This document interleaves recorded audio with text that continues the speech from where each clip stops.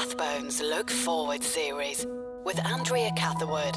Hello, I'm Andrea Catherwood and welcome to the latest in the Rathbones Look Forward series, where I'm talking to some of the great writers, thinkers and journalists of our time, focusing on the future of our changing world. Today we're focusing on the future of engineering with Lord John Browne, the former CEO of BP and an influential leader in the energy business. His latest book, Make, Think, Imagine, tells the story of engineering's impact on civilization, both good and bad, and argues that we need not and must not put the brakes on technological advance. Lord Browne, welcome. Thank you very much for being here to talk to us today. I'd like to start by asking you, I know you said that one of the reasons that you wrote your recent book, Make, Think, Imagine, is because you sort of get frustrated with people who think that civilization is built on, art and history and literature. So many of us have had a kind of a classic liberal arts education. Why do you believe that civilization was really founded on engineering? I've spent a lot of time involved with the arts and culture. But the more I thought about it, the more I realized it all existed on a platform. It's a modern word, but a platform which is built on practical things, whether that is at the start of civilization with the hand axe, which changed what we ate, right through to today, which I had the privilege of going to NASA to see the about to be launched deep space telescope, the James Webb Telescope, which is going to be launched 1 million miles away from the Earth to look very close to the beginning of time. And I thought these two things were bookends based on engineering that allowed us to be who we are. And of course, it allowed me as well to define engineering. I take a very broad view of engineering, which is, it's a bit like Janus. It has two faces and one head, looks to what goes on in the laboratory, the fruits of discovery on the one hand, and on the other hand, what humanity wants to do with that. Very often tested by the market, but not always tested by the market. And these are products. These are things which are very practical. And that, I think, is how civilization carries on. It thinks about things, makes things. And yet, at the moment, there does seem to be quite a palpable fear of technology, around robots creating unemployment, AI taking away jobs, privacy disappearing down the plug hole as machines around us know everything about what we're doing, the joy of the Internet of Things and the fear of it. I wonder how you try and address the kind of public's fear of unfettered technologies that may well make sense to engineers, but do we need to broadly try and get rid of that fear? And if so, how do we do that? In this case, history really does rhyme. When people went on the railways, they were very worried that if they went at speeds faster than walking, it would cause madness because the brain would be scrambled. So there's plenty of fear everywhere with the new. Today, I think it's heightened by hype, partly because people want their 15 minutes of fame, and you absolutely have to make very strong statements to be noticed. So in addition to the natural fear of the new, it's heightened by people saying, my product will do something amazing. It will get rid of all labor, which is just not true. Robots will not take away our jobs. AI is a very specific, highly specialized activity. The list goes on and on.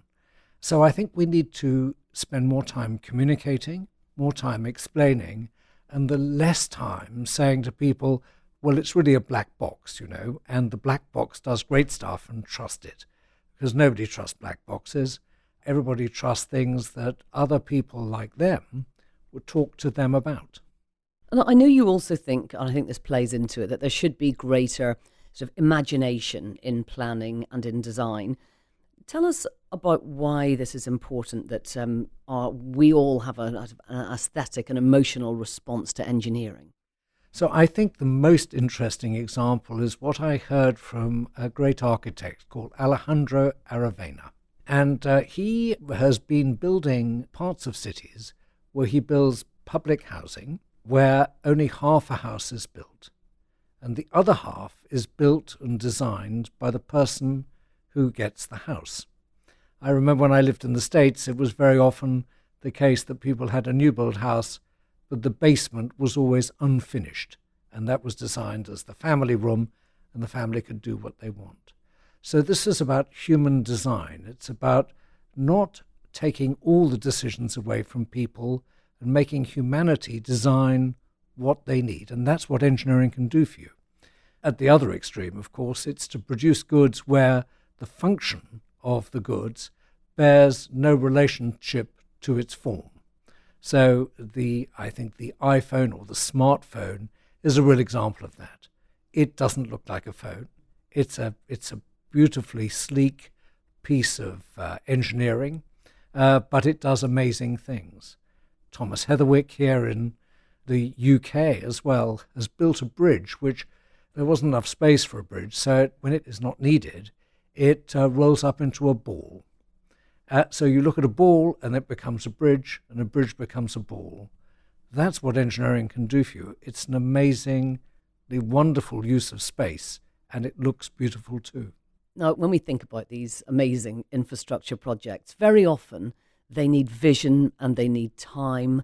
And if they are to be government funded, they often need a government perhaps that isn't in a very short-term political cycle.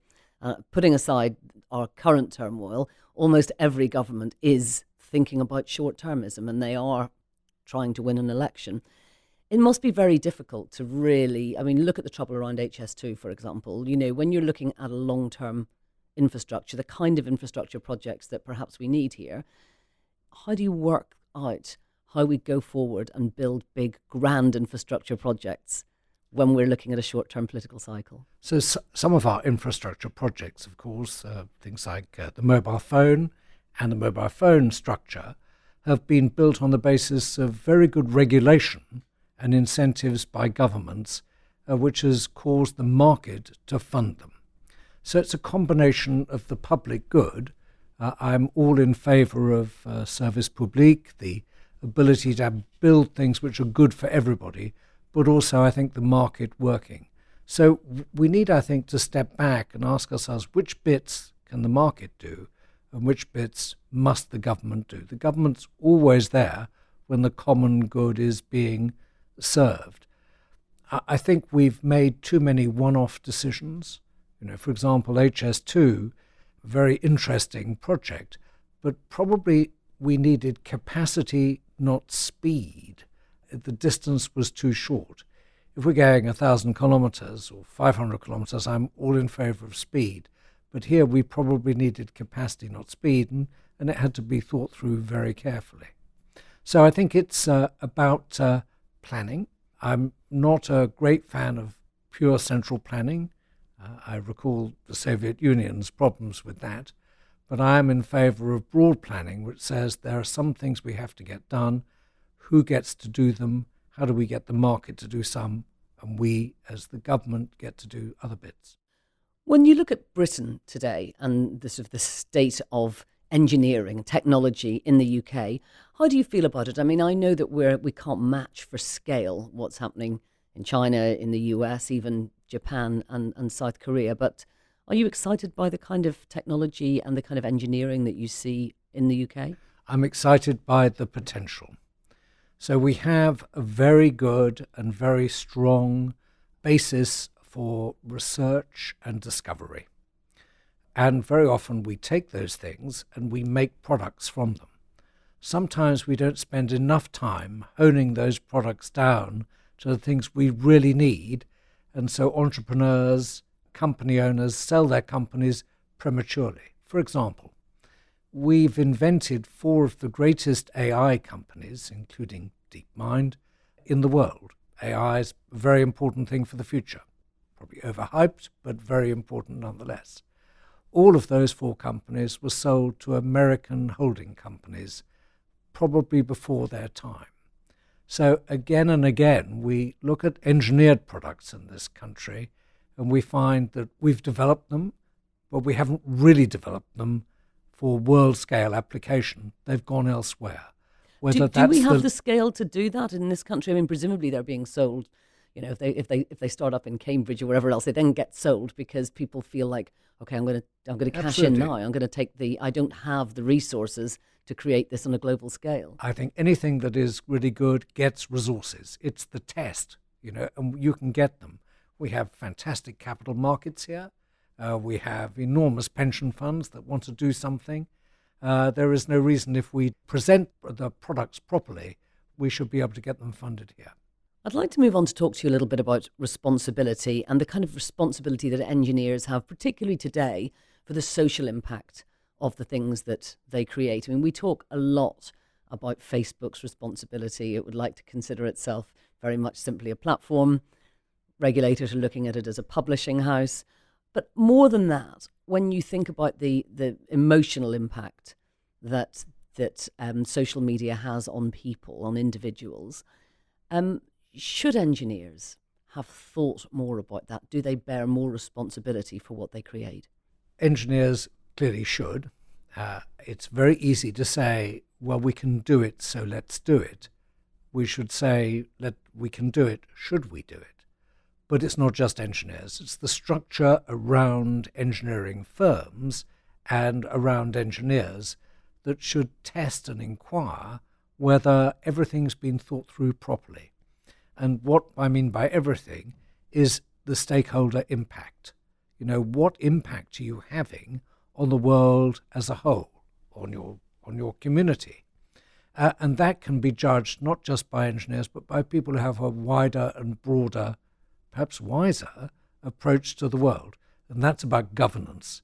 It's about governance at the supervisory level, at the board level. It's about regulation, and of course, ultimately, it's about the law. All these things need to be in sync. And I think merely to get away with it, to say I'm a simple engineer, is actually to begin to gnaw away from the credibility of engineering. At the end of the day, somebody has to put in the framework. I mean, is that we talked a little bit before about how, you would prefer to see less, not too much central planning, but this perhaps is an area where we need to see some kind of regulation. How on earth you do that globally, I don't know. I'm very keen on regulation, good regulation, and I think because it represents the way in which the stakeholders think. And you have to capture that. Now, you have to test it to make sure it's not excessive and that it isn't actually a dogmatic approach rather than an experimental approach based on what people are really thinking. But I think wise regulation is great. We're never going to get global regulation. I think the idea of global government is something that I think we're past now. So we have to hope that they're in sync and that communication and competition's a very good thing to put regulation into sync, that will do it. But it will not be in sync everywhere. We know that partly because the values of the stakeholders in different parts of the world are very different. I want to talk to you a little bit about technology and security. For example, facial recognition sounds like an incredible development from purely an engineering point of view, and it can be very beneficial, of course, for law enforcement. And then you consider, for example, what's happening in China, where the Muslim minority community, the Uyghurs, are experiencing the Chinese government imposing facial recognition. And of course, there's a fear, isn't there, for many people that is a step too far. And we worry and we wonder about what will be done with all of that. Do you think that it feels like technology can sometimes make the world feel less secure? This is an example, one of many examples of intended and unintended consequences. I don't think anybody who was designing facial recognition said, let's do this to discriminate against a type of person. They actually did it to create convenience. And when we open an iPhone, or when we probably go through an airport soon, where no documents will be needed, you will simply be let in and out based on facial recognition. We all like that. Very convenient, very good stuff. On the other side, it can be used in the hands of those who have, as far as we are concerned, our value system, malign intent for bad things. And we don't approve, I think, of, at least I don't, approve of people being discriminated against and identified on their faces so that bad things can happen to them. That's happened in the past too often. And we need to say what we think about that. It may not change what one nation does within their borders, and we're not going to stop it by sitting on the technology. It doesn't work like that nowadays. It's interesting. So that's an example of technology that we can easily see why it would be really useful, as you say, going through passport control, even if it's just opening your iPhone. I know that at Stanford University they developed technology that can recognise to quite a high probability whether people are gay or straight. And you wonder, why was that technology invented? What's the benefit? I mean, I think that we would worry about downsides in certain countries of how that could be used, perhaps. I'm not sure I can see the upside. I think there's no upside whatsoever, and it's a completely wrong application of an engineered product. I say that as a gay man, and I particularly object to this. I hope it was simply an experiment to demonstrate how bad things could be in the hands of bad people. And I think we just have to be very cautious sometimes with what applications things are used for. It doesn't mean to say we have to throw out or stop engineering. Sometimes, the solutions to getting engineering to go back to its intended consequence is not less engineering, it's more engineering. It's actually to stop things being used, to build in protections that stop technologies being used inappropriately. Now, you're the chair of the UK board of the Chinese company Huawei, and that is the world leader in 5G technology, another amazing forefront of technological engineering. There are a lot of concerns that have been expressed about the security of Huawei's 5G equipment, and concerns that if it's implemented here, that it might somehow undermine the security of the UK government. How comfortable do you feel, as the chair of Huawei in the UK, that what this company is doing is going to be purely beneficial to the UK and in no way undermine the security? So I feel very comfortable because the UK has taken some very wise steps to put in some checks and balances and to decide exactly where Huawei's technology will be applied and where it won't be applied. So very simply, there are three levels: the core, the middle bit, and the periphery. Huawei is going to be excluded and has excluded itself for many years from the core. But in the middle bit, which is the wires, and the periphery, which is the aerials, they're very good at that. And that's something that will accelerate the application of 5G here, and will also, I may say in a different mode, accelerate broadband application. Without Huawei, this is going to be take a long time. And there is no evidence that Huawei has ever used any of this for bad purposes. It's just that people worry that, well, maybe we should take a precaution. You never know in the future. But I think if you keep them out of the core, which is what's been done, I think Huawei will do a very good job. After all, they do own 21% of the world patents on 5G. Without Huawei, nobody can do anything. There is something of a conundrum here, though, isn't there? Because if you're convinced that they're not a security risk at all and that they've never done anything that could be considered a security risk, why keep them out of the core? Oh, because of precaution.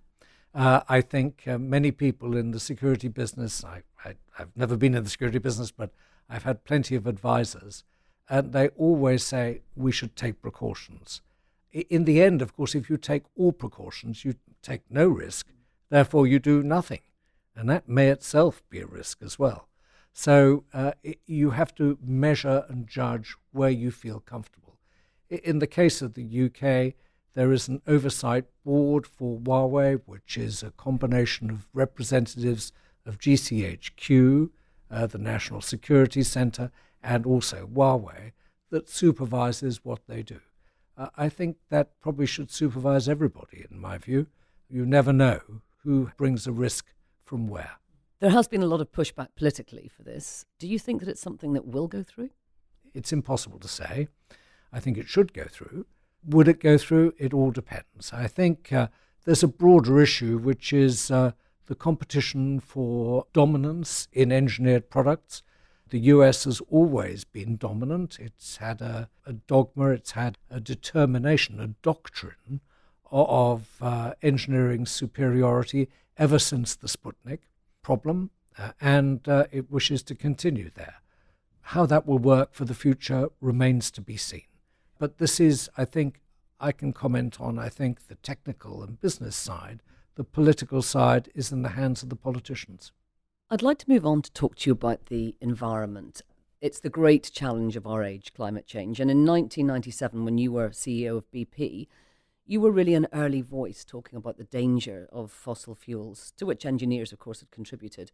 And many of us hope that engineers are going to be the ones that are going to solve the climate emergency. Do you think that you and your colleagues should have pushed the agenda harder earlier? I wish we could have pushed it harder. I was ready to push it as hard as we could go. And many people said I pushed it too hard, actually, simply pushed it too hard. Did you find there was a lot of political pushback at the time? There was a lot of, well, yes, there was. There was a lot of pushback politically and industrially. People said, what a good idea, why don't we get round to it later?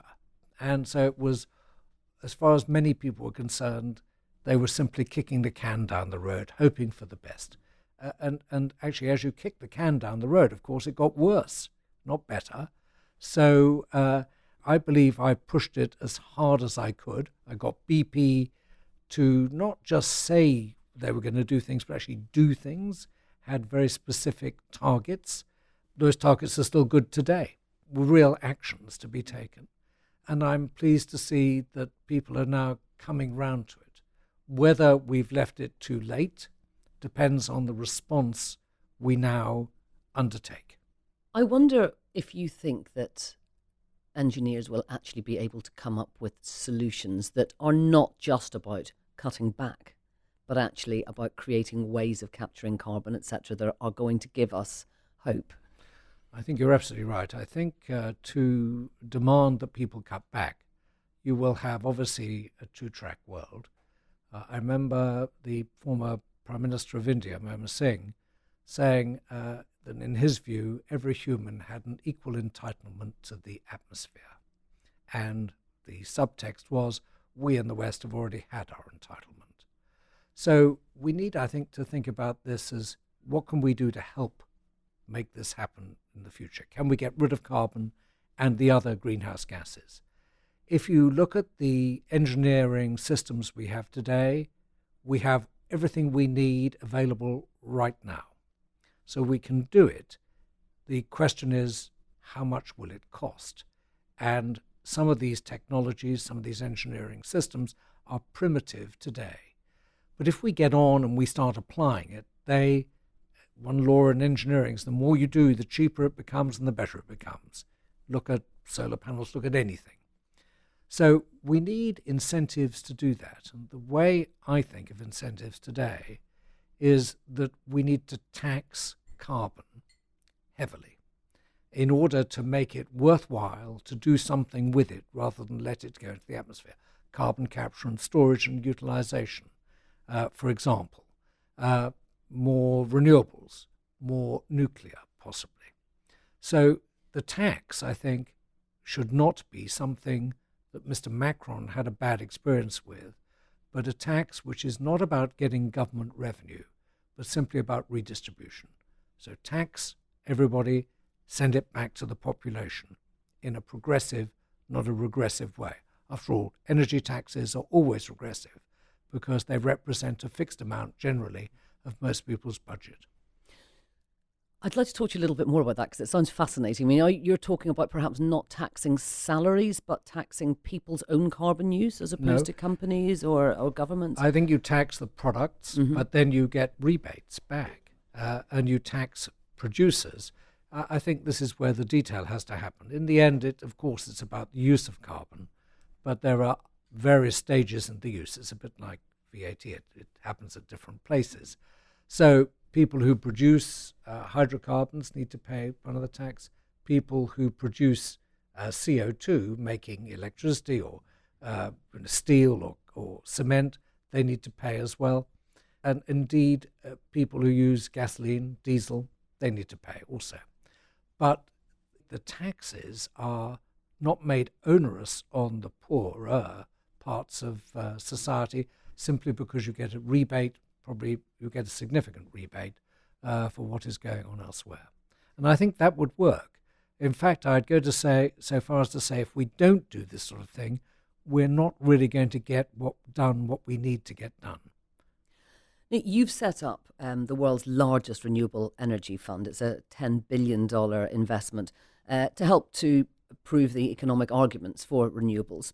But you're also chair of a fracking company, and you're also chair of a gas investment company, L1 Energy, in the oil business. So how do you square all of that? Well, I'm no longer chairman of the fracking company, but the fracking company was designed to produce natural gas. And the company I chair at the moment produces 70% natural gas and 30% oil.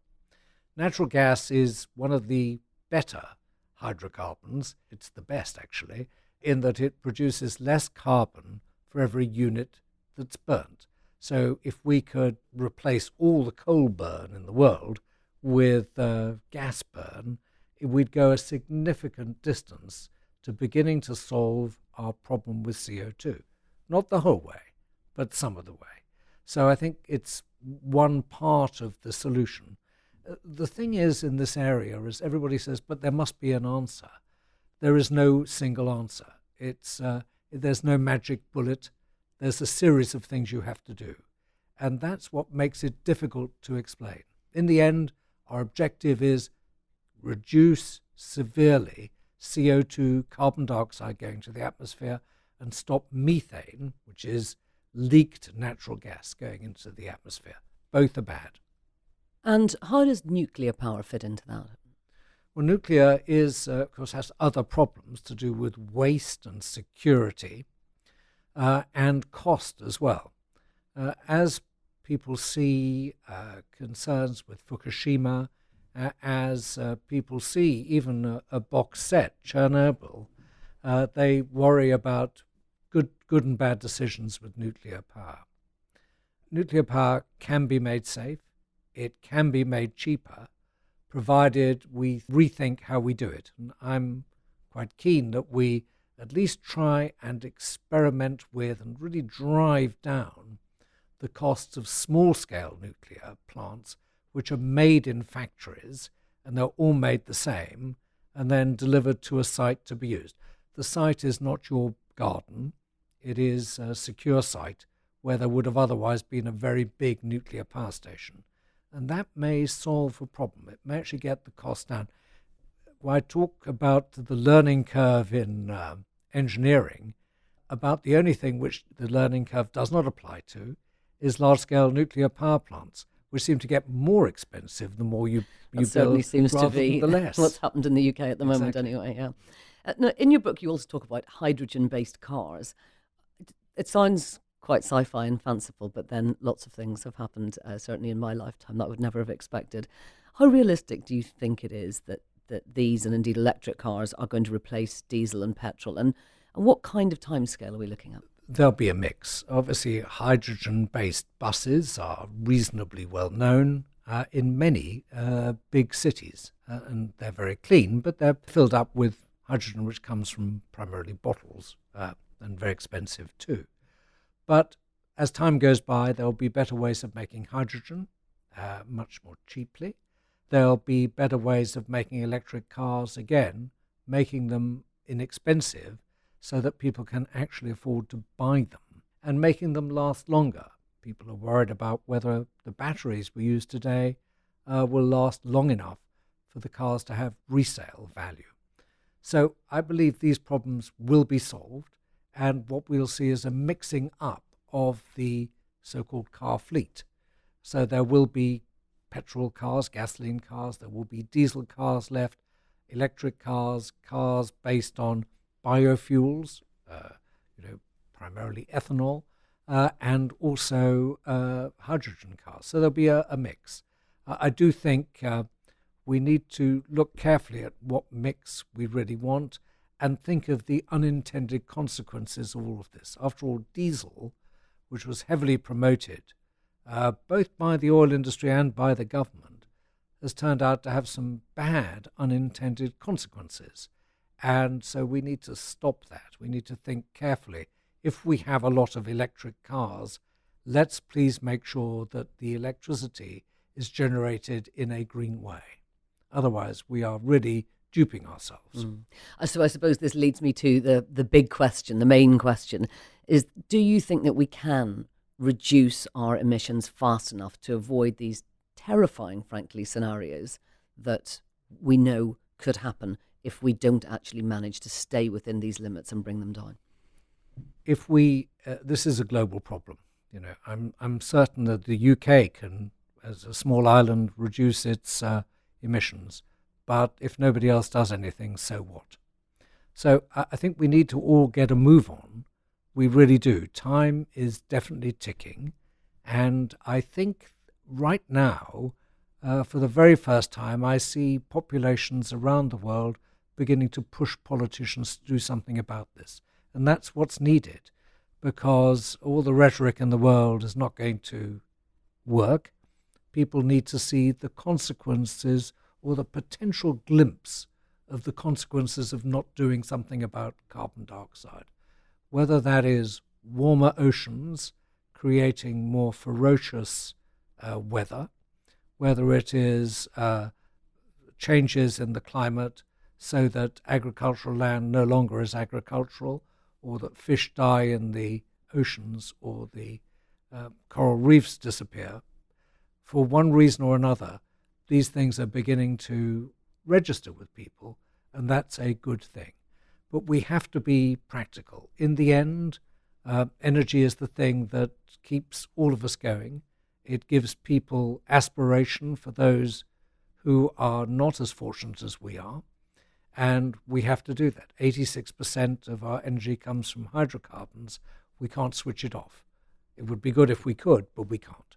So we now need to work very diligently and speedily to get rid of the carbon from hydrocarbons.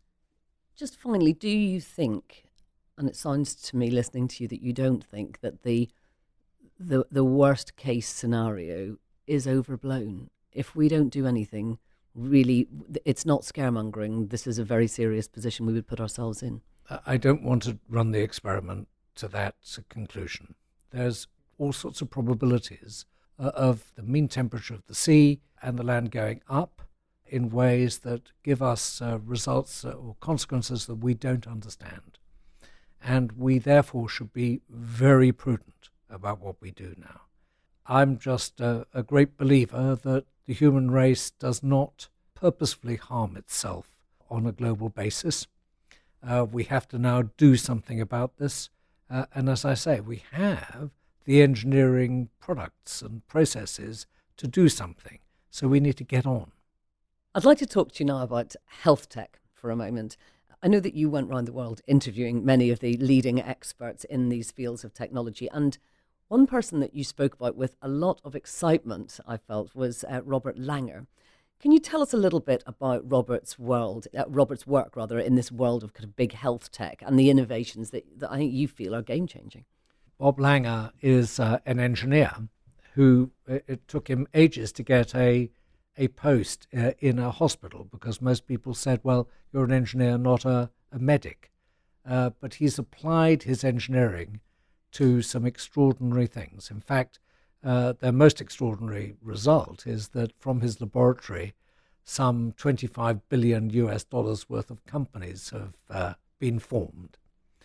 So I think if I could probably misdescribe his work, he wants to target tumors in the body, for example, and rather than pollute the entire bloodstream with chemotherapies, he'd like to float something along the bloodstream, think of it as a river, and get to a tumor and hit the tumor very specifically. So a lot of his work is associated with that, and with very tiny devices that can go up the bloodstream and even test out different chemotherapies on tumors and be recovered and tested so that things can be targeted much more. When you do an interview, I realized that one of the best things is when you finish the interview, when someone says there's just one more thing or says something to you. And Bob, as we were leaving his lab, he said, my purpose in life is just to reduce suffering. And I thought to myself, that's what I wanted. You're also chairman of the Francis Crick Institute, which does sort of similar types of work. Can you just tell us a little bit about what that does? So the Francis Crick Institute is very much a discovery institute. We discover things, and we're looking at fundamental biological processes. Think of this question. Many people are working on how to help cancers go away. We're trying to work out why they happen. And if we can really discover that, then we're probably better able to figure out how to cure them. So it is a remarkable thing that I, as a non-medic, I discovered that we understand that smoking definitely causes lung cancer. We have no idea how that mechanism works, apparently. So after all this time. So it's understanding mechanisms, and we do that for cancers, we do it for a variety of other diseases, influenza, for example.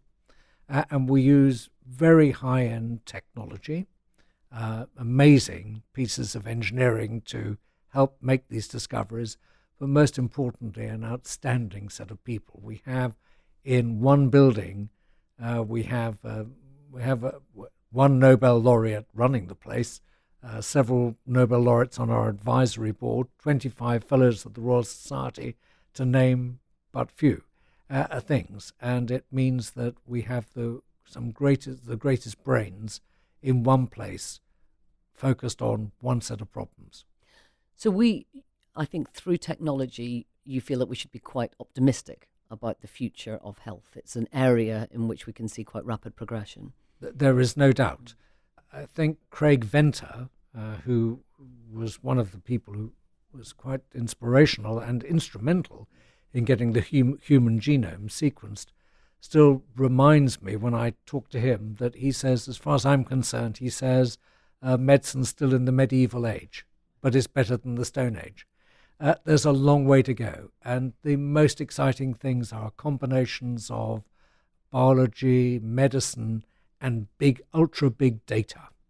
And that's a very exciting combination, which could one day allow us to really understand what's wrong with somebody with a higher degree of probability than we understand today, and perhaps even forecast what might be wrong with them in the future and take steps to stop that.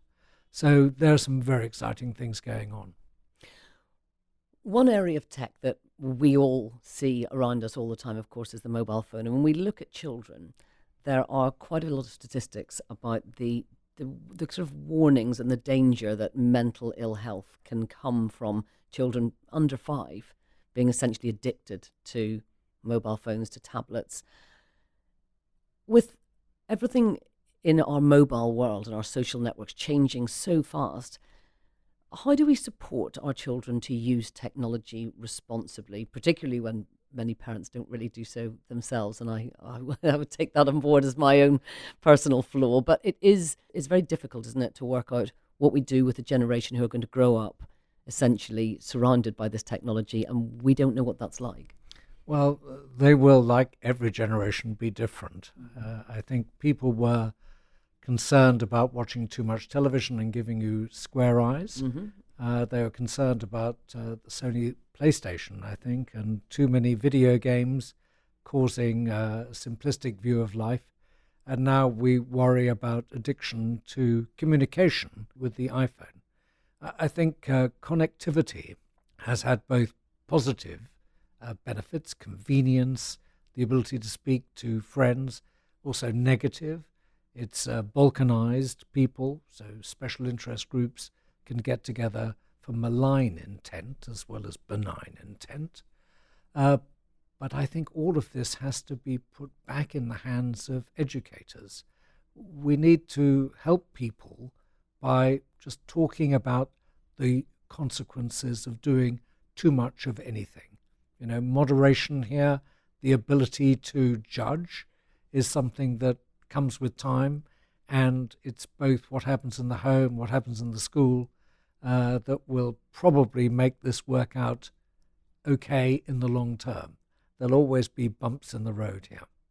Do you think that there are things that computers will simply never be able to do, or is it just a matter of time before we are going to get computers that can think and forecast more abstractly as humans can? So this is a question that very much is in the minds of people who talk about AI and talk about robots. First, I think AI has been around for a very long time.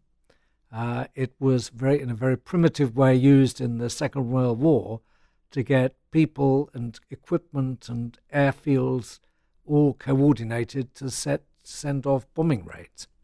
So it's been around, and I think what we need to remember is that AI is a series of techniques which have been made very powerful by big hardware, huge computers, big cheap memory systems, all of which exist in the so-called cloud.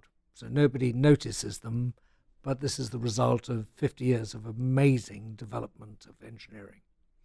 So it's all been made powerful, but it's nothing like the brain. The brain is a very complex thing. We don't understand it. We're merely scratching its surface. Probably we hardly understand a mouse's brain. We understand something about a fruit fly's brain. But a human brain has more synapses in than all the connections in all the computers added up in the entire world, and that's just one brain. So AI is a special applications, and there'll be more and more of them. They won't substitute the brain. The brain has some very unusual techniques of understanding particularly what your experience is. Robots, I think, have been around a long time. They're now much more user-friendly. Even in a factory, they're used to enhance a human's experience. For example, in a car manufacturing company, normally for slightly more expensive cars, you order your own, and so they end up making millions of individual models. That's done by humans and robots working together.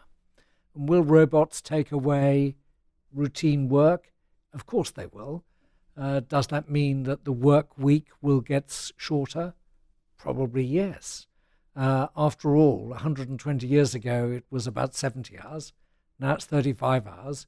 And what's wrong with it being smaller than that? Actually, it's really wrong to suggest that we don't keep developing in this area. Of course, there has to be a very big change in social structure. We can't expect people to have the same pay per hour for half the hours. It doesn't work like that, and hasn't worked right. So things need to change. But I think all of these things just change the way we live. It doesn't change the way that humans are, because humans are exceptional. They have something called imagination, and that is something which is the unique defining characteristic, I believe, of a human, the imagination. I think the other thing is that imagination allows us to be empathetic, and as time goes on, I think we need more people in empathetic type activity than we do today.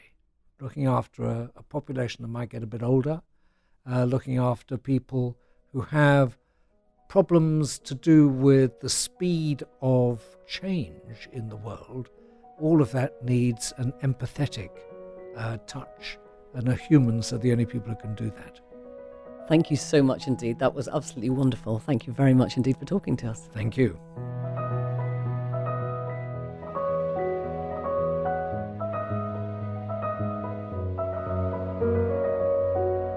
The Rathbones Look Forward series with Andrea Catherwood.